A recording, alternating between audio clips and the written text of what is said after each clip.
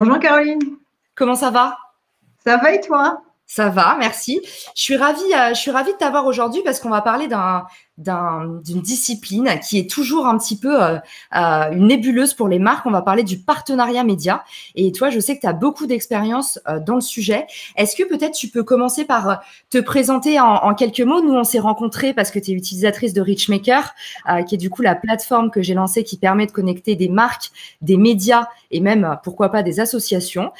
Du coup, j'aimerais bien en savoir un peu plus sur toi, comment tu es arrivé en fait à faire du partenariat chez Ibis. Qu'est-ce qui s'est passé un petit peu dans ton parcours?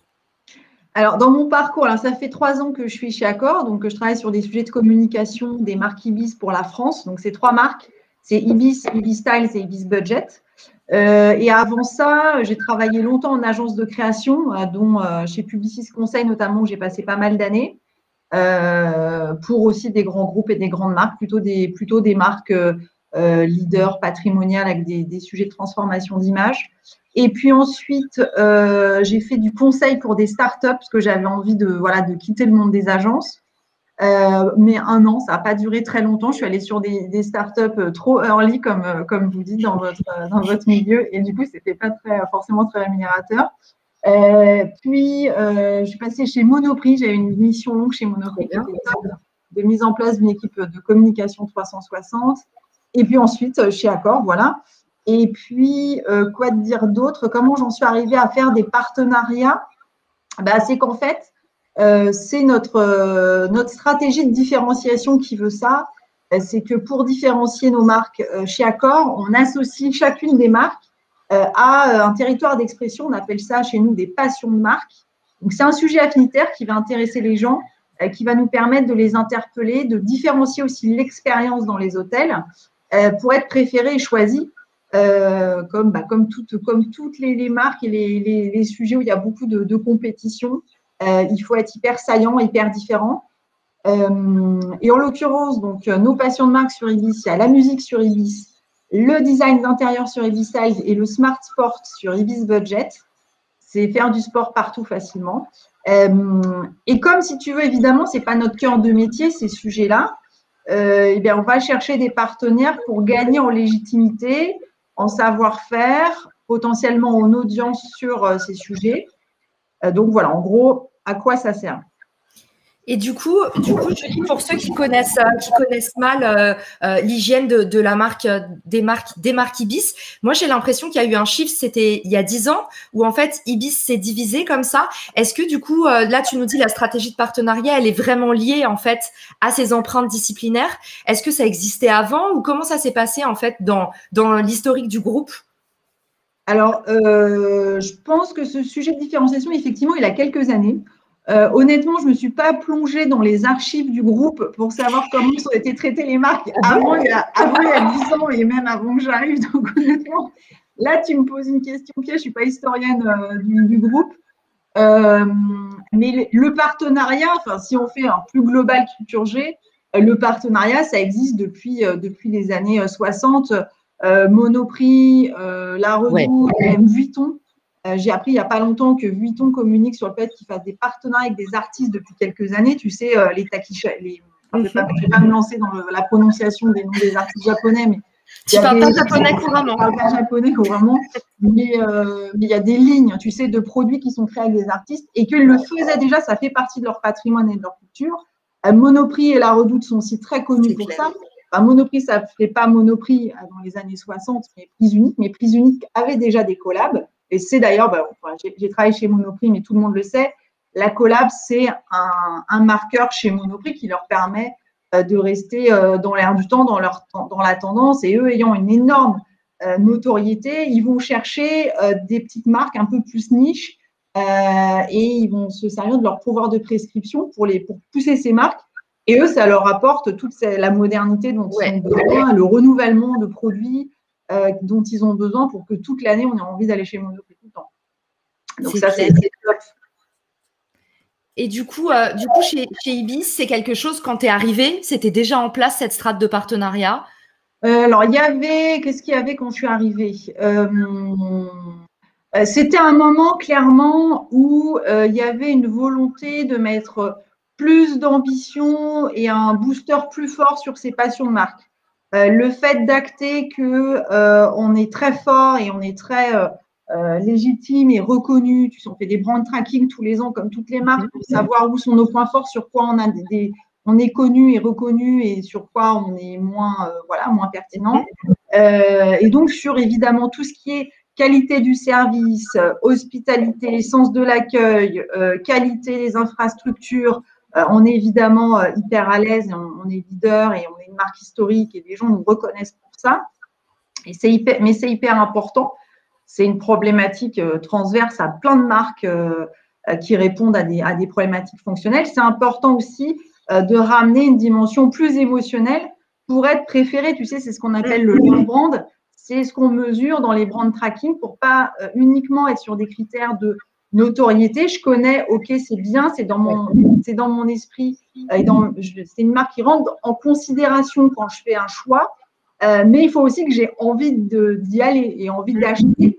Donc c'est pour ça que ces sujets de passion de marque vont servir à augmenter l'aspect émotionnel de la marque pour être préféré. Donc, c'était un moment, je pense, on a toujours l'impression d'arriver à un moment où il y a un enjeu plus fort. Peut-être que les gens avant moi auraient dit la même chose, donc je vais pas penser, mais j'ai eu le sentiment. Ok, trop bien. Et du coup, aujourd'hui, quel type de partenaire vous avez? Est-ce que tu peux nous donner, j'imagine, un groupe comme ça aussi grand, vous devez avoir un échantillonnage de partenaires différents. Comment ça s'organise chez vous? Alors, on a des partenaires qui peuvent être des partenaires de marque, donc de collab. C'est quelque chose qu'on a assez peu fait pour le moment, mais il y en a 2 gros qui se préparent pour cette année sur les marques Ibis. Donc, je te fais juste un teaser, mais voilà. Je sais pas. On s'en reparlera à la fin de l'année, je te raconterai. Okay. Mais en tout cas, pour te faire, globalement, c'est quoi? C'est comme quand Aigle s'associe à Fago pour aller chercher de la légitimité sur la neutralité carbone et un savoir-faire sur la neutralité carbone. Nous, de la même manière, on va aller s'associer, par exemple, je donne un exemple, Ibis Styles avec une marque légitime sur la décoration.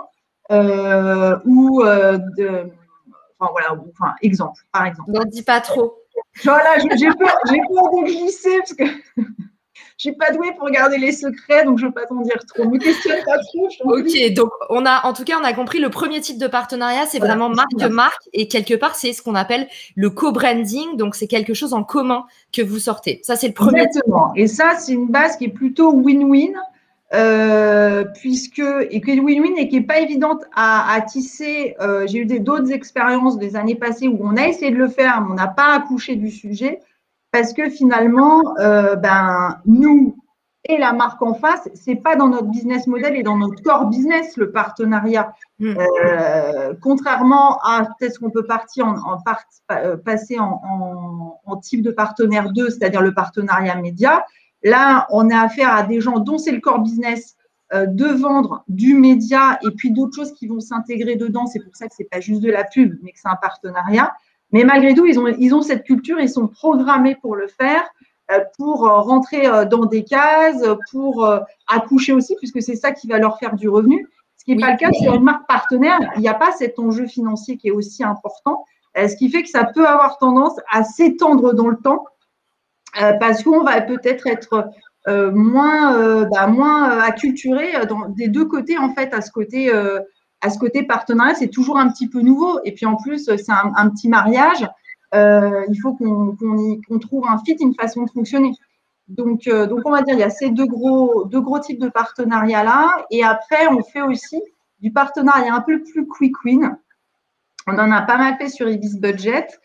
C'est de la distribution de produits contre visibilité. Donc là, c'est un peu plus cadré, c'est aussi plus petit. C'est le fait tout simplement de dire à des marques qui ne sont pas encore suffisamment connues, qui cherchent à être essayées. Donc, ça marche bien dans tout ce qui est FMCG, donc l'hygiène beauté ou le food. Des marques ont besoin de distribuer des produits pour être essayés. Et nos hôtels, c'est un lieu on peut être concurrencé avec les sorties de stations de métro, les stations essence et ce genre de lieux où on fait de la distribution. Julie, juste pour être claire, j'ai un petit doute. Moi, j'ai découvert, je te donne, j'y connais rien du tout sur cette partie échantillon. Quand tu dis échantillon, est-ce qu'on parle des échantillons type en magasin?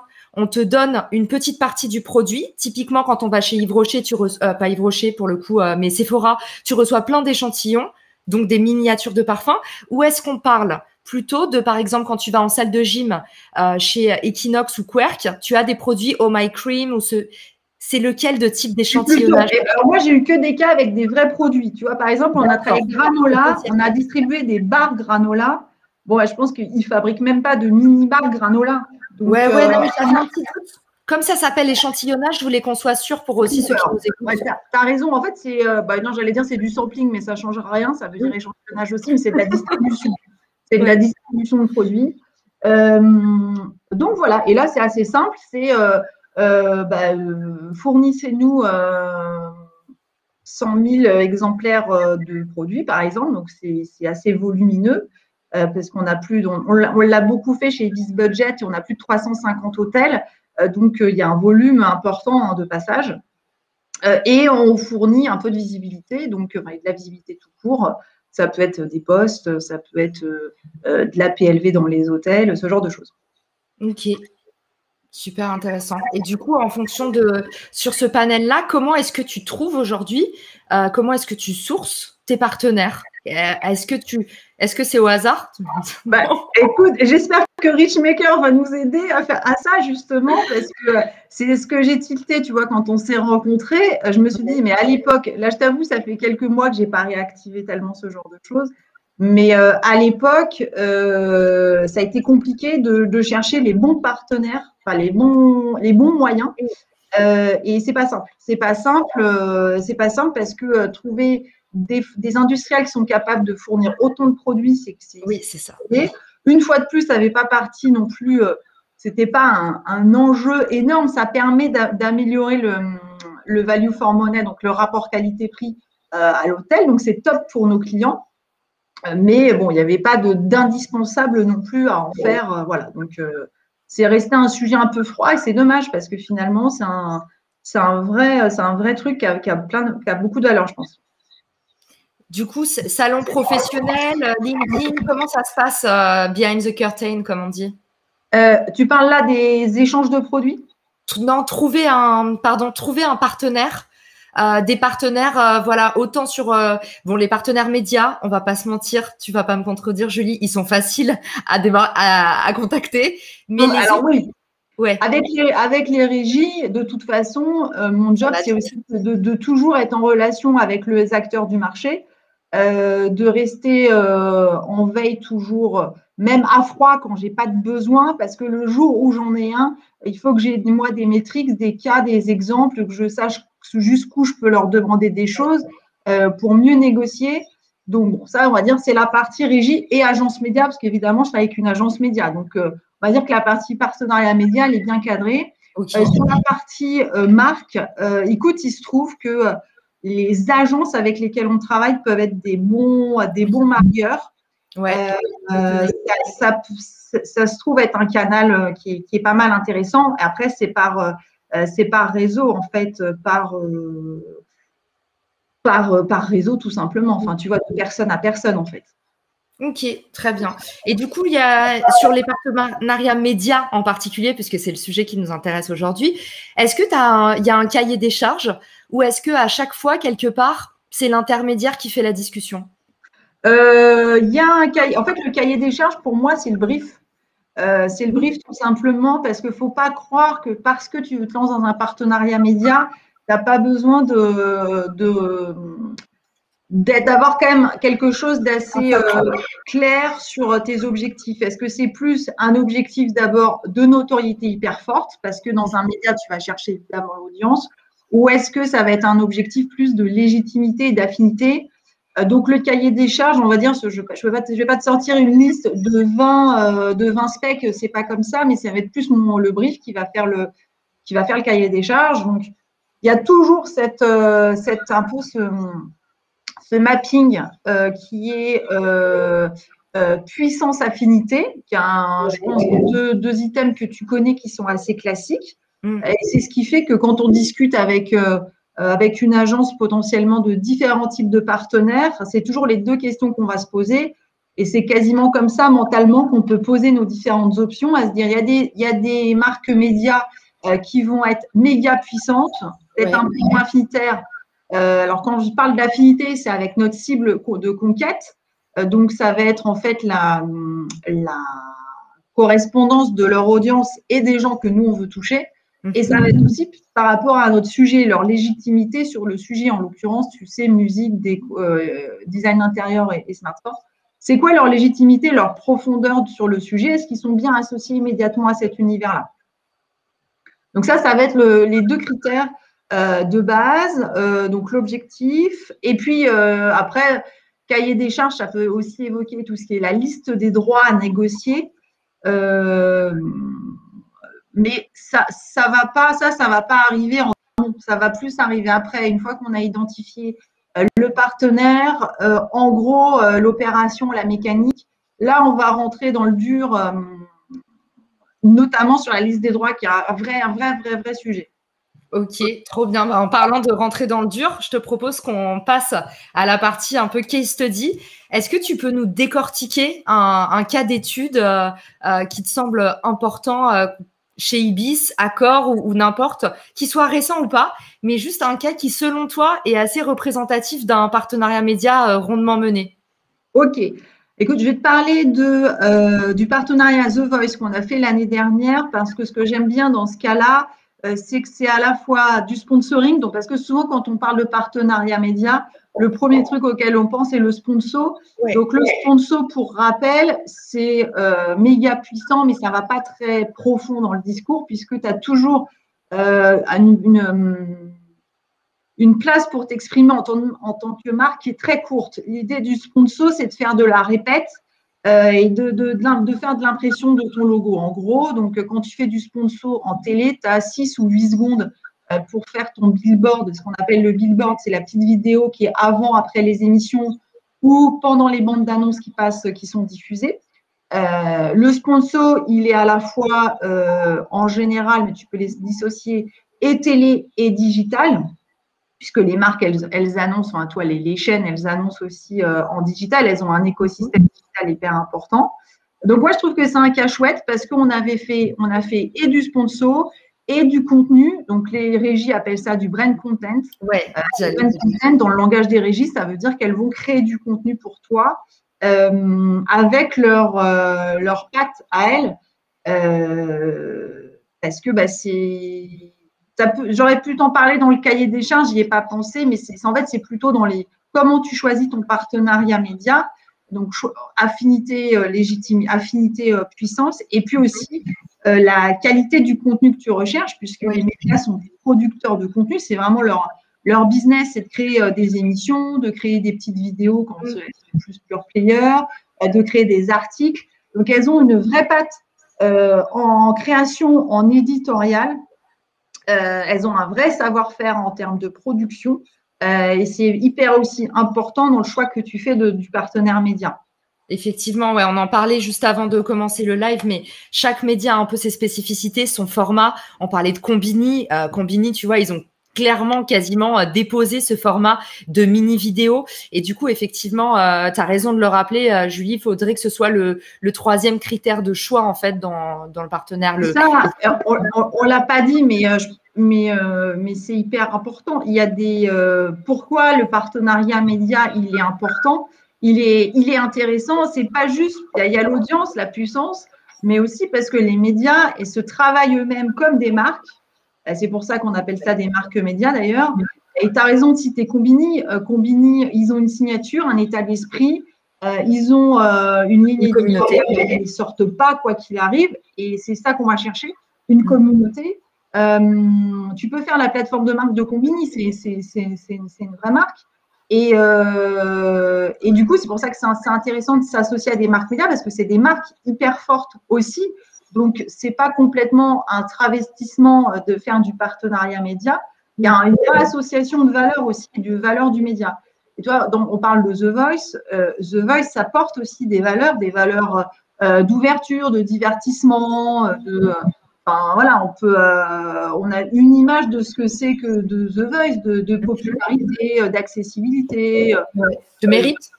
De mérite, voilà, de plein de choses qui font que c'est un vrai univers auquel tu vas t'associer. Tu ne vas pas juste acheter l'audience de The Voice, tu vas aussi chercher les valeurs de The Voice.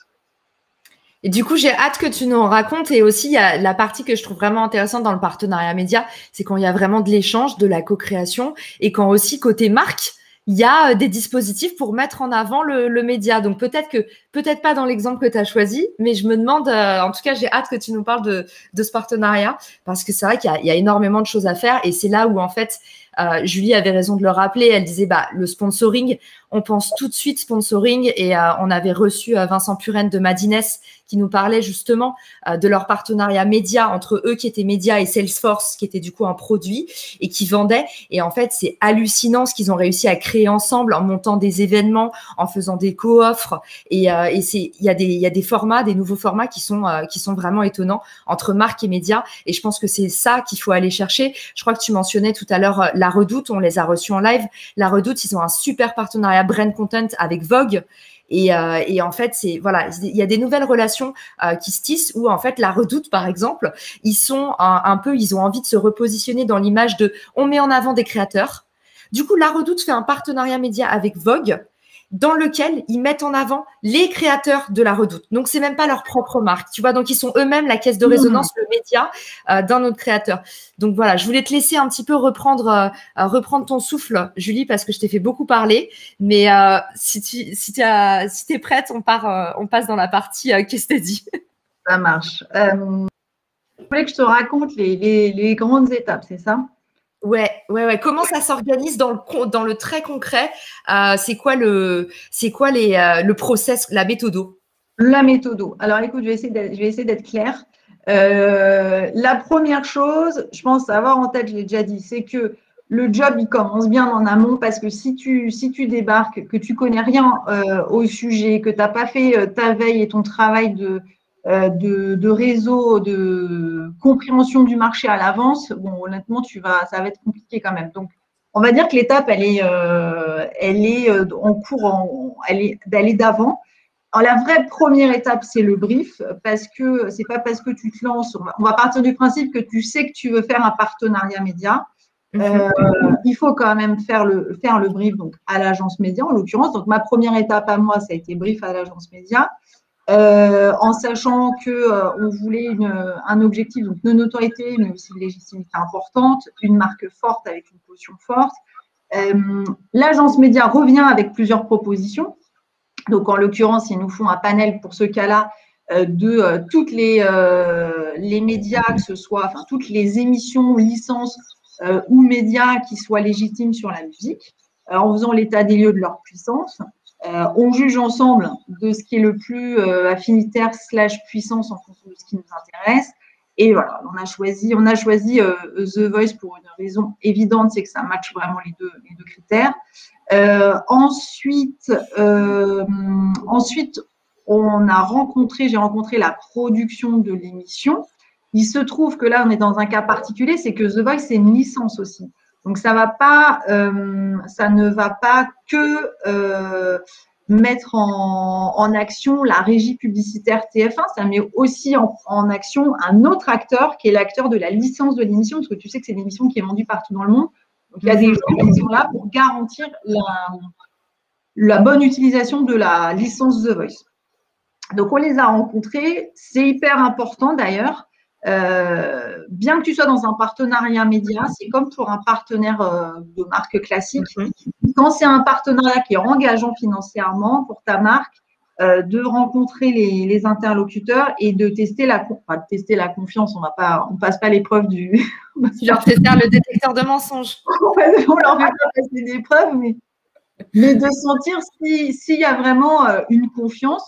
En l'occurrence, moi, j'ai besoin pour avoir confiance, de bien comprendre la stratégie, les enjeux, les limites aussi que les gens ont en face, parce que les gens ont toujours tendance à te dire on peut tout faire. Toujours, les gens, quand tu les rencontres, ils te disent tout est possible, on peut tout faire, on est hyper ouvert, etc. C'est vrai, je pense que c'est le vrai état d'esprit de tout le monde. Comme on dit que le consommateur est un menteur de bonne foi, je crois qu'on est tous des menteurs de bonne foi et que parfois on est vraiment convaincus de ce qu'on dit. Mais il se trouve qu'il faut quand même essayer de les interroger, de comprendre ce qu'ils ont mis en œuvre avant, pourquoi c'est toujours un peu tel format, pourquoi ils ne peuvent pas en sortir, est-ce qu'ils peuvent en sortir, qu'est-ce qu'ils ont fait de plus original, à leur sens à eux, comme ça on voit un peu c'est quoi leur cadre, un peu leur schéma de pensée. Donc ça, c'est super important parce que quand on s'embarque sur un partenariat comme ça, hyper coûteux, voilà, enfin, je ne vais pas mentir à personne, quand on fait en télé, c'est forcément coûteux, qui va durer aussi parce que ça dure quand même quelques mois. Il faut partir un petit peu serein pour pas que ça tombe à l'eau en cours de route. Donc ça, c'est important. Ça leur permet aussi à eux, ça leur a permis aussi à eux de nous poser des questions sur qui on est, ce qu'on veut et de casser un peu le filtre. L'agence média est toujours là pour nous accompagner et reste le garant que ça se passe bien. Mais c'est bien aussi d'avoir des moments où tu casses le pont, où tu vas rencontrer directement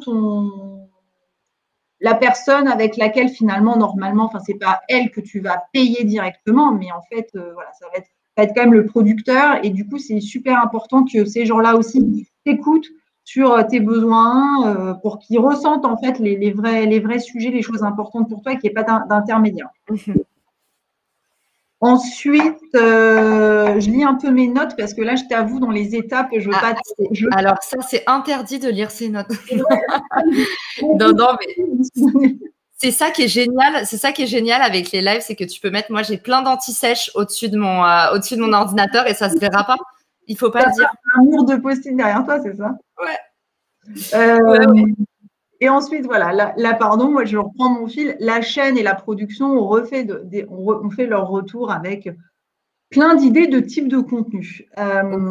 Et ils nous ont montré un cas que j'ai trouvé canon, j'ai flashé, c'est un cas d'un clip qui avait été fait aux États-Unis. Honnêtement, je crois que c'était pas avec la licence The Voice, mais c'était une marque de retail qui avait tourné un clip dans un magasin, mais avec un contenu très produit, une vraie qualité d'exécution, parce que je ne sais pas si tu sais, mais en gros, tu pourrais te dire qu'il y a plusieurs façons de traiter ce type de contenu. Tu pourrais faire un peu un style vidéo, un peu live, simple, etc. Là, ce que j'ai trouvé top dans ce bench-là, c'est vraiment le côté très produit, très maîtrisé. C'est un vrai clip et c'est une vraie proposition de divertissement que tu fais aux gens. Donc, j'ai trouvé que c'était hyper intéressant. Et donc, on est parti sur cette histoire de clip. Donc, à chaque fois qu'on te fait une proposition, Julie, il y a des prix différents, j'imagine? Selon où est-ce dans le brief, il y a un budget. Donc, dans le brief, il y a un budget. Donc, les propositions, elles doivent rentrer dans le budget. Si elles ne rentrent pas, il faut qu'on t'explique à la fin. Et ça ne t'empêche pas, après, si tu as une idée qui te plaît, enfin, moi, c'est ce que je fais, c'est de demander un petit peu plus dans le détail pour savoir si oui, ça rentre dans le budget, mais j'ai quand même une proposition qui est bien remplie. C'est pas ça juste, ça ne te coûtera pas plus, bon, ça, je m'en doute, mais je veux quand même savoir ce qu'il y a dedans plus dans le détail pour voir si ça vaut le coup. Ensuite, alors chez nous, on a aussi une étape de validation, ce qui est importante, c'est que les marques Ibis, comme toutes les marques du groupe Accor, sont en franchise. Donc, on a aussi une entité de validation de ce que l'on fait avec les marques. Donc, on passe par un comité, comme c'est chez McDo, chez Leclerc, etc., pour expliquer ce qu'on va faire pour être validé. Donc, en l'occurrence, on nous a validé cette idée, donc on a pu continuer. Ensuite, on est parti sur la phase de production. Donc là, kick-off, donc ça, c'est une étape importante, qui va réunir tout le monde. Donc là, je sais que ce qui t'intéresse, c'est aussi de savoir combien il y a de personnes, combien, c'est ce qu'on travaille à pas trop, parce que les startups ont plutôt une culture on est 3 et c'est cool. Nous, on ne peut pas trop faire ça. Donc, il y a des parties prenantes chez nous qui peuvent être à quelques-unes parce que quand tu te lances dans un partenariat comme ça, tu as envie que ça résonne en interne, en CRM, en social media. Voilà, donc tu peux pas décider tout seul que tu vas faire un truc et partir comme ça la fleur au fusil. Faut embarquer quand même pas mal de monde. Faut que les gens voient un intérêt aussi sur leurs enjeux à eux, que ce soit sur leurs différents canaux, à le faire, qui t'exposent aussi leurs contraintes et leurs besoins pour que tu les intègres pour pas avoir de mauvaise surprise à la fin et que ça fasse flop. Il y a l'agence média. Ils ont aussi plusieurs experts qui vont être concernés parce qu'il y a du média, il y a du contenu, il y a de l'opération spéciale. Et puis, la régie TF1, okay.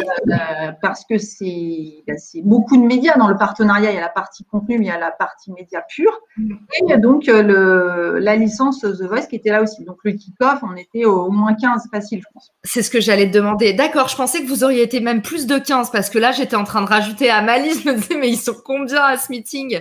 D'accord. Les gens se réunissent en physique. Donc, il y avait la taille de la salle qui faisait que tu ne peux pas non plus être 30. Hein. Mais, et comment tu communiques? Comment tu communiques à 15? Parce que… Alors, en fait, c'est que chacun a son… Enfin, c'est pas une chaîne de 15 personnes, mais moi, je ne parle que à l'agence média et que à une seule personne. D'accord. Et ensuite, elle va parler soit à la régie, soit à la prod. Enfin, après, ils s'organisent entre eux pour faire redescendre, remonter et coordonner les gens. Ok, n'hésitez pas, on l'a pas précisé, mais n'hésitez pas dans le chat, vous êtes super silencieux aujourd'hui. Je pense que c'est parce que vraiment le partenariat média, pour tout le monde, c'est un point d'interrogation. N'hésitez pas si vous avez des questions pour Julie, on les prend à la fin. Et si c'est des questions pendant le live et qu'on est en train de les traiter, on les prend direct. Donc voilà, ne faites pas les timides. Julie est encore là avec nous pendant au moins un bon petit quart d'heure. Donc n'hésitez pas à lui poser des questions. Ok, donc du coup, est-ce que tu as des outils? Là, tu nous expliquais en fait tous ces intermédiaires qui sont là pendant le kick-off. D'ailleurs, pour ceux qui nous écoutent, on précise aussi, kick-off, c'est un terme Startup Nation. Hein. Julie, tu m'as surprise. Ouais. Mais tu sais que le monde des non-startups utilise beaucoup votre sémantique. Ouais. Vous avez été beaucoup copiés. Hein. Ouais.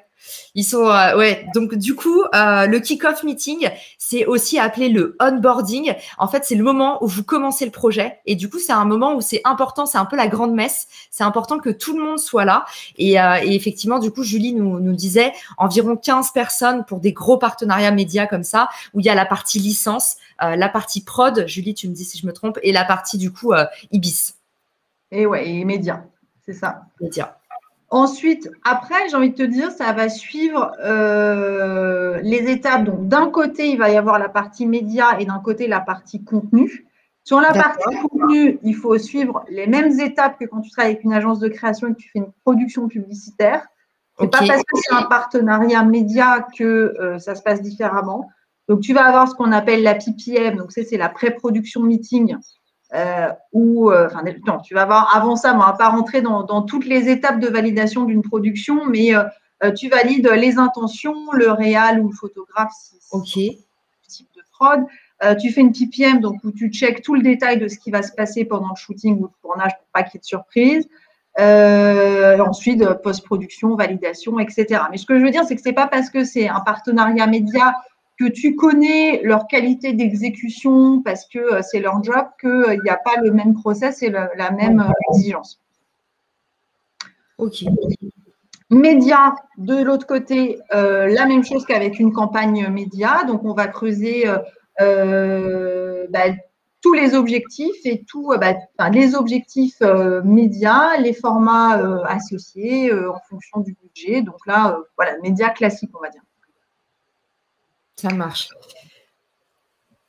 Et puis ensuite, évidemment, la campagne a lieu. Bon, après, suivi de campagne classique. Et puis, post-test, bilan. Donc ça va être tout ce qui est mesure de la performance. Donc, sur des sujets comme ça, on a toujours nos KPI médias. Donc, ça va être, là, en l'occurrence, c'est du GRP en télé, puis du reach en digital. Tu as des formats call to action, tu vas avoir aussi du CTR, d'autres types de métriques médias. Là, en l'occurrence, on se rappelle des enjeux qui étaient plus d'image. Donc, on a aussi des KPI qui sont marketing. En l'occurrence, on a testé la notoriété spontanée et l'association de l'item musique à la marque. Ouais. Et on peut faire avec ce qu'on appelle un brand lift. Donc, le brand lift, c'est un process qui te permet juste après la campagne d'interroger les gens pour vérifier qu'ils ont bien associé l'opération à toi. C'est Google qui a mis ça en place, c'est ça, hein, c'est un outil Google, le brand lift. Alors, il n'y a pas que Google qui le fait. En l'occurrence, je ne sais pas si tu parles du brand lift YouTube, et peut-être que le terme vient de YouTube, je ne sais pas. C'est Google, c'est YouTube. Voilà, c'est ça. En l'occurrence, chez YouTube, quand tu achètes il y a un certain montant d'investissement à faire pour avoir le brand lift inclus. D'accord. Okay. Donc, ça se dit, et ça fait partie des points intéressants au niveau de la négo, c'est que tu peux. Alors, parfois, il y a des régies qui te disent si tu n'achètes pas tant, il n'y a pas de brand lift inclus dedans.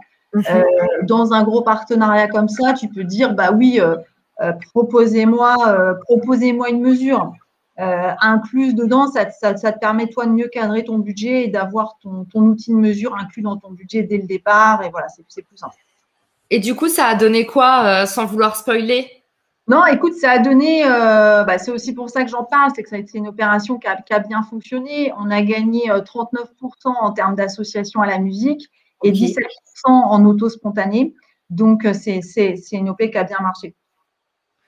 Sur quoi tu te bases, Julie, pour savoir que ça a marché ou pas? Est-ce que c'est tes agences médias qui sont force de proposition là-dessus?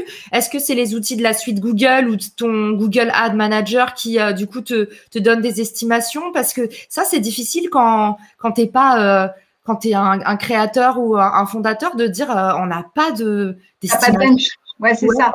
C'est l'agence média qui te donne des benches. C'est-à-dire que voilà, ils ont des outils qui leur permettent de voir sur ton secteur quelle est la moyenne habituelle. Voilà. Alors, ça peut être des données aussi qui sont fournies par les régies elles-mêmes. Donc, après, elles ont des tiers de confiance pour calculer aussi leurs résultats, parce que sinon, on pourrait douter aussi de la viabilité. Donc, voilà. C'est un système de ce qu'on appelle le bench. C'est-à-dire que tu as ton résultat et puis à côté, tu as le chiffre bench, c'est le chiffre moyen habituellement constaté. D'accord. Ouais, j'allais dire, il y a quand même un petit biais parce que c'est du coup les agences qui t'expliquent quelles sont les moyennes et en même temps qui reportent les résultats. C'est ça. Après, avec une agence média, tu travailles avec elle plusieurs années. Donc, tu as l'occasion de tester, c'est une relation de confiance, mais que tu as eu l'occasion de tester, voilà, tu vois aussi leurs arguments d'une campagne à une autre. Donc, tu vois s'il y a bien une confiance et une cohérence dans tout ça. Ok, super intéressant en tout cas de parler du brand lift parce que moi j'avais vu, j'ai jamais travaillé sur des grosses campagnes noto Google, mais j'avais vu cet indiciel et je me demandais, ça me paraît un peu fou qu'on puisse calculer ça en fait. Mais effectivement, juste après une campagne, il te demande en fait à quel point tu as adhéré et du coup ils arrivent comme ça à faire des études apparemment très précises. En fait, c'est une méthode qui interroge ce qu'on appelle les exposés et les non exposés. Donc, en fait, ça interroge des gens qui n'ont pas vu la campagne, des gens qui ont vu la campagne et tu compares, c'est tout. Donc, c'est hyper simple. Trop bien.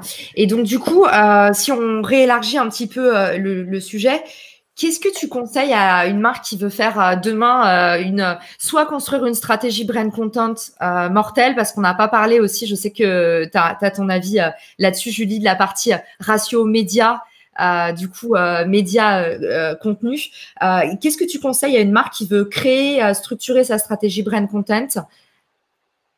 Alors là, inversement, qu'est-ce qu'il faut absolument pas faire? C'est une vaste question. De ton expérience, hein, tu peux pas dire qu'il n'y a pas une stratégie type. Ça dépend tellement de ton secteur, de la fréquence d'achat. Est-ce que tu es une marque que j'achète toutes les semaines au supermarché ou est-ce que tu es une marque que j'achète une fois tous les 5 ans? Donc, il n'y a pas de règle. C'est pas possible. Voilà. Enfin, c'est une question trop vaste. Ce qui est important, la question, c'est peut-être, j'enfonce une porte ouverte, mais c'est d'être bien entouré, en fait, d'avoir les bons, de bien connaître le marché, de savoir qui demander, bien briefer. C'est hyper important, quoi que tu fasses, parce que Si ton objectif n'est pas clair, tu peux interroger 20 000 personnes, tu n'auras pas une réponse intéressante. S'exercer au brief, et voilà, les gens que tu briefes ne te diront jamais que ton brief est pourri, donc c'est compliqué de s'auto-évaluer là-dessus. Donc, il faut trouver des gens qui ont un peu de transparence par rapport à ça pour que tu apprennes à bien faire des briefs, parce que sinon, ce sera toujours compliqué. Et de faire de la veille tout le temps pour savoir qui tu dois appeler quand tu as une problématique. Et il faut que sur quoi que tu aies besoin, tu connaisses deux, trois bons acteurs à interroger quand tu as un sujet. Et ça passe par de la veille constante. C'est super intéressant ce que tu redis sur le brief, Julie. Et effectivement, c'est aussi pour ça qu'il y a énormément de partenariats qui se plantent. C'est parce que les objectifs ne sont pas bien définis en amont et qu'en fait, après, vous avancez dans votre partenariat un peu au feeling en disant on traite les problèmes quand ils arrivent. Sauf qu'au final, les deux partenaires ont du mal à, un, verbaliser, deux, contractualiser en se disant on verra, c'est la première. Et c'est comme ça que patatras les projets un peu. Est-ce que tu peux nous rappeler, Julie, je sais que tu l'as dit tout à l'heure, mais ma mémoire me fait défaut. Tu nous parlais des qu'est-ce qu'on met dans ce brief, donc les objectifs. Est-ce que tu peux nous dire un peu, toi, ta méthode quand tu écris un brief, comment tu compartimentes, qu'est-ce qui doit absolument apparaître? Contexte, objectif, message, les preuves, si tu en as déjà. C'est quoi que tu appelles preuve? Budget, délai. Les preuves, ça va être ce que tu fais, que tu veux mettre en avant. Donc, ça peut s'appeler les preuves, les USP, enfin, les termes sont différents en fonction des gens. Mais en gros, c'est sur quoi tu vas appuyer ton message ou qu'est-ce que tu veux montrer. C'est quoi le tangible, en fait, qui doit passer. Donc, ça peut être un prix, ça peut être des espaces dans un hôtel si j'ai envie de montrer l'hôtel, à quoi il ressemble au niveau produit. Ça peut être, toi, on a mis à dispo des guitares dans les hôtels, par exemple, sur cette histoire de légitimité pour la musique, améliorer l'expérience. Ça, c'est une super preuve parce que c'est quelque chose de concret que tu vas retrouver. Donc, ça peut être l'objet d'une campagne. Donc, voilà. En fait, la structure, elle est hyper simple. Alors, c'est bien de toujours garder la même, contexte, objectif, message, preuve, budget, délai. Mais ce qui est compliqué plus, c'est de savoir ce que tu mets à l'intérieur dans chaque chose, quoi. Mais c'est aussi un entraînement au final. Mais c'est ça, et le biais qu'on a, c'est quand tu es un professionnel, entre guillemets, dans ces thématiques, quand tu as pratiqué pendant 5-10 ans, pour toi, ça te semble évident, mais tu sais que ça a beaucoup de valeur, là, ce que tu viens de nous repréciser, parce que aujourd'hui, il y a beaucoup, et encore plus en ce moment, parce que les microstructures explosent, il y a beaucoup de gens qui montent leur boîte, ont envie de se lancer dans le partenariat média et n'ont pas les codes. Et là, c'est vraiment très précieux, ce que tu viens de nous redonner. Un autre tips aussi, parce que je ne l'ai pas dit, mais c'est important, les KPI, parce qu'on le dit tout le temps, c'est facile d'identifier ces KPI, mais il faut identifier les moyens que tu as de les mesurer, sinon ça ne sert à rien. Donc, en même temps que tu mets ton KPI sur ton brief, il faut que toi, tu sois capable de le mesurer. Enfin, faut mettre en place le moyen de le mesurer, sinon ça ne sert à rien. Et du coup, inversement, est-ce que tu as fait des partenariats qui ont fail? Est-ce qu'il y a des choses qui n'ont pas marché? Et c'est quoi les leçons à en tirer? Qu'est-ce qui marche absolument pas? Les erreurs à pas commettre? Les choses à éviter pour mettre en garde tous ceux qui voudraient se lancer? Donc, on a dit ne pas improviser déjà, ne pas improviser son premier partenariat. Non, ben oui, mais bon, ça c'est sûr que, mais bon, c'est pas si évident que ça. Mais en tout cas, je pense que ce qui marche pas ou les fails, ça va être le manque de confiance. C'est que tu le sens pas. Bon, il faut peut-être y aller pour des mauvaises raisons, pour des raisons qui te sont externes, mais voilà, ça va pas le faire.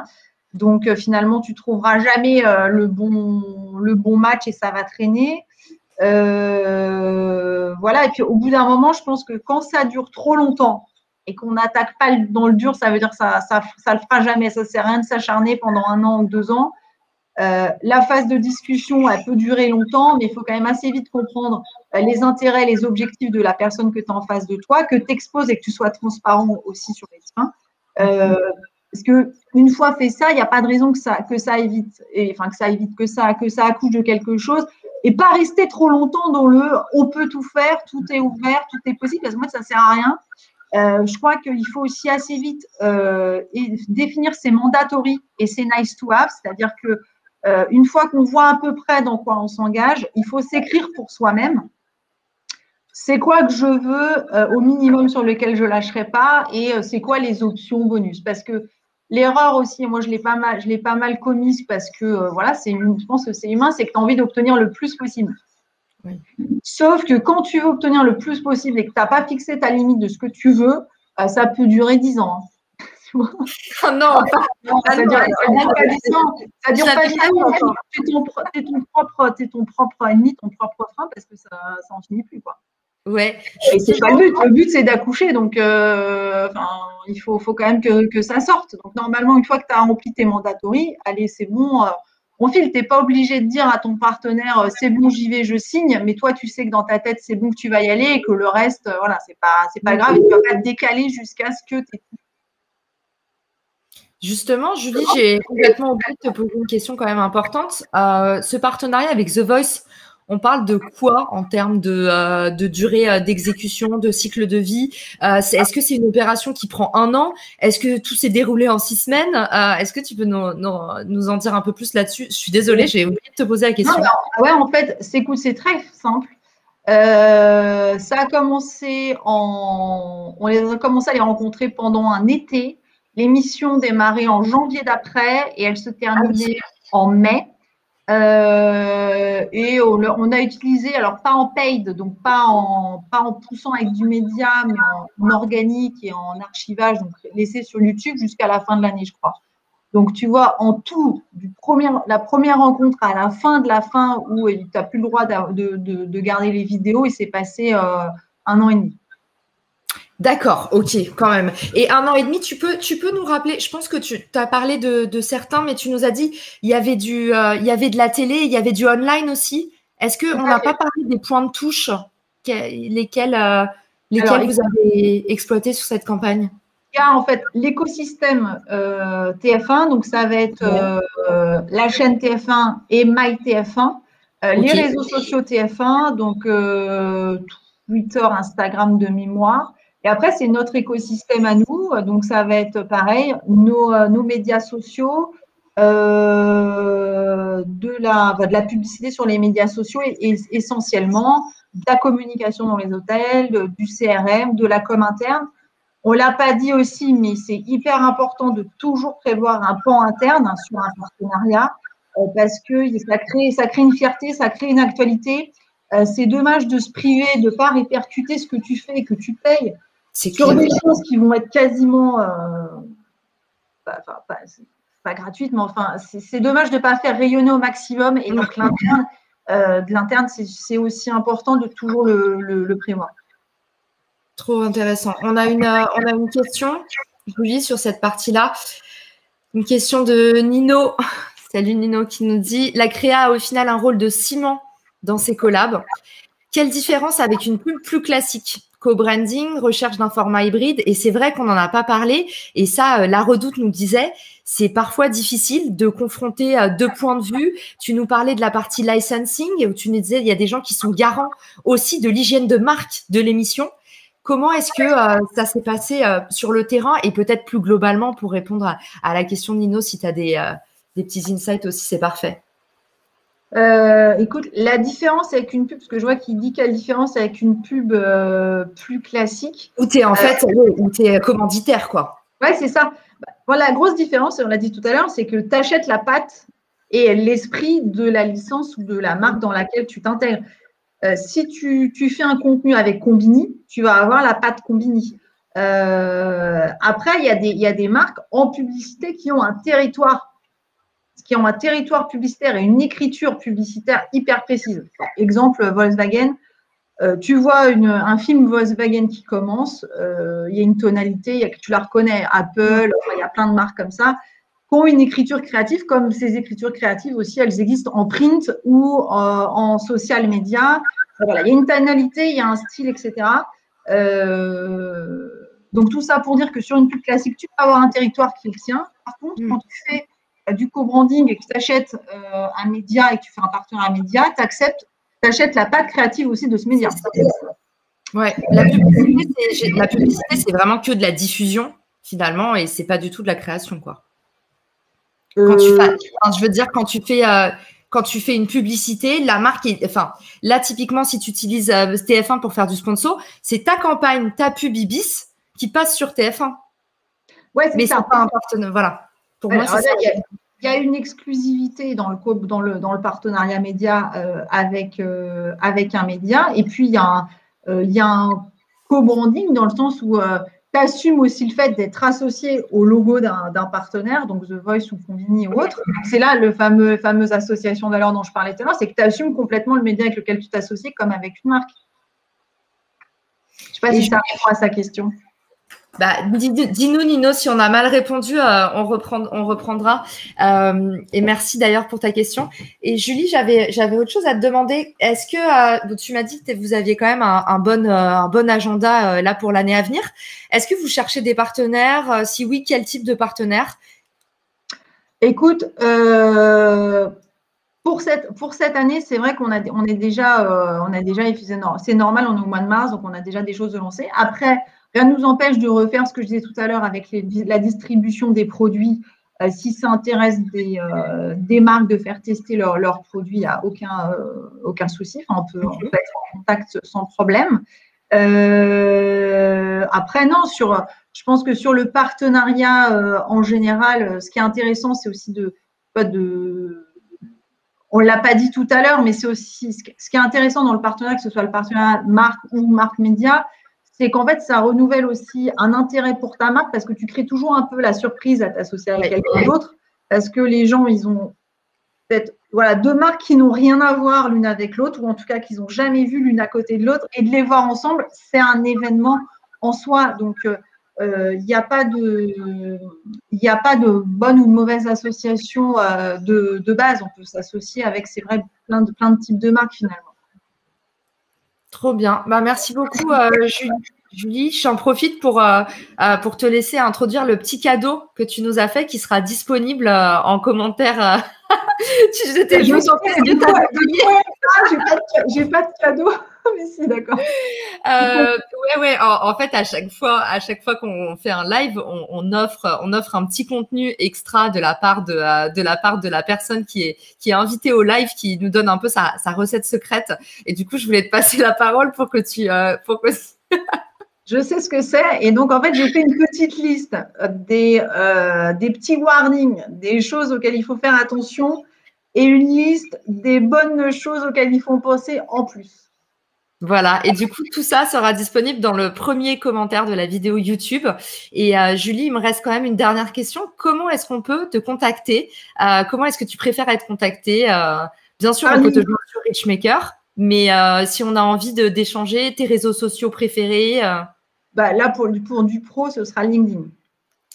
Mais je te lance éventuellement ces prochaines rooms pour que vous puissiez la retrouver et échanger avec elle. Et je vous dis à très vite. Merci beaucoup, Julie, pour ta disponibilité. C'était un plaisir d'échanger avec toi. Merci, Caroline. À bientôt.